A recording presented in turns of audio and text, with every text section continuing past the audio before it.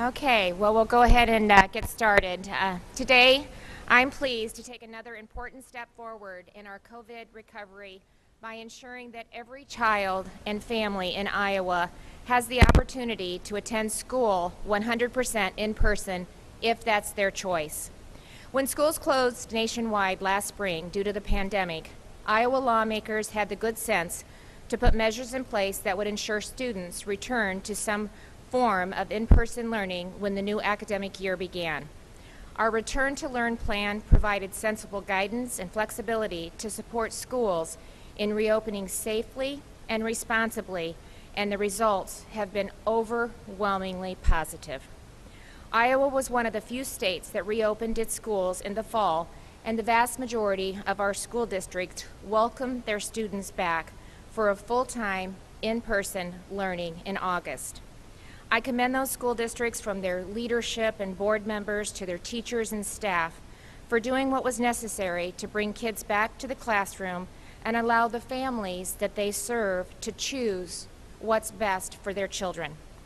Unfortunately, that option hasn't been available for every family. Many have struggled to balance working from home with helping their young children navigate online learning. Other parents whose jobs demand that they're in the workplace each day are constantly juggling childcare and transportation needs to accommodate the changing schedule of a hybrid model. One parent of 3 school-age children told me she feels like she's failing at being an at-home employee, a mom, and a wife. Another mom said she believes that options were important when it came to returning to school amidst a pandemic. But when no option was offered for 100% in-person learning in her son's school district, she stood up and she challenged that decision and started a movement of families across the state who were also denied that choice. In June, the legislature passed and I signed Senate File 2310. We set an expectation that learning would occur primarily in person when schools reopened. The 50% threshold was identified as a starting point, but it was never intended to be the end game, and it shouldn't be.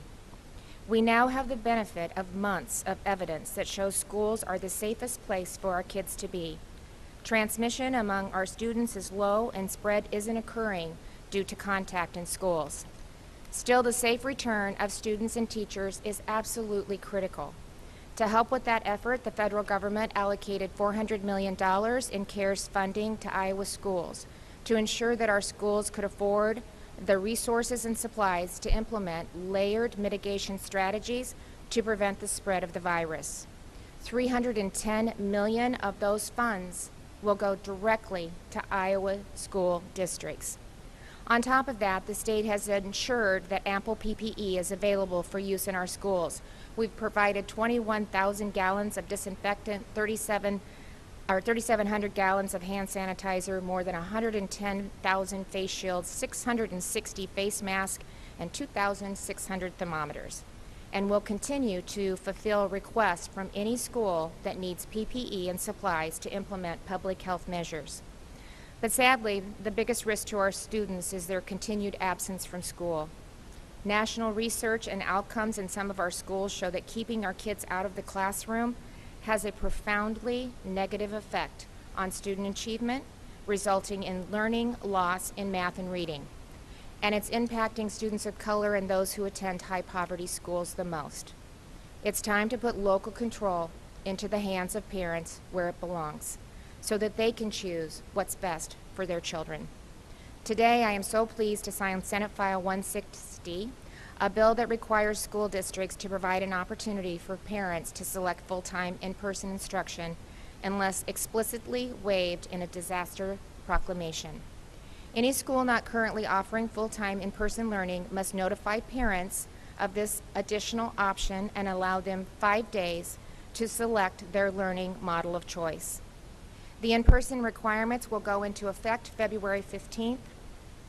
The bill does not deny any family the option to keep their children home for 100% remote learning, nor does it prevent schools from offering a hybrid model. It simply offers a choice for those families who know that for their children, being at school every day with their teachers and peers is best for their overall growth and development.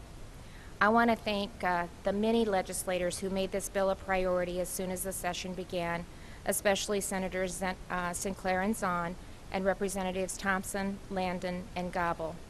I also want to thank Sarah Barthol and the many parents who had both the courage and conviction to advocate for something better, not only for their children, but for students across the state who deserve the option of 100% in learning. And this is just the beginning. I think, the pandemic has put a spotlight on K-12 education across the nation. And while I believe with all my heart that Iowa has the best education system in the country, we're not perfect. We can do better, and we should. It's why we've made historic investments in our public schools. Over 54% of our state budget goes to fund education, 80% of which for pre-K through 12 schools, equaling about $3.5 billion annually. Since Republicans gained majorities in both the House and the Senate, education funding has grown by $360 million. In fact, the last time that education funding was cut was when the state was controlled by a Democrat governor and Democrats had control of both the House and the Senate. Since I became governor, school aid has grown year over year. We've increased transportation equity to buy down the cost of busing students long distances in rural Iowa. We've passed district cost per pupil equity, reducing the gap among school districts. And with Republican leadership, we've extended the Save Penny through 2051, generating $26.2 billion in new infrastructure money over that time. We've also invested record amounts in STEM, work-based learning, and made career-ready education a priority. And while other states are currently slashing their education budgets, we are investing. I have no desire to defund our schools or prevent their progress, but I will not turn a blind eye to opportunities for improvement where it's necessary. A strong public school system is imperative, and my education reform bill has the potential to raise the quality of all schools. Every child deserves a quality education, regardless of income and no matter their zip code. And when a school is failing a child, parents should have the ability to change the course of their child's education for the better. We will always look to create opportunities for every single Iowan, including our youngest. And now I'll affirm that commitment by signing this bill. So if y'all want to gather around the table, we'll make it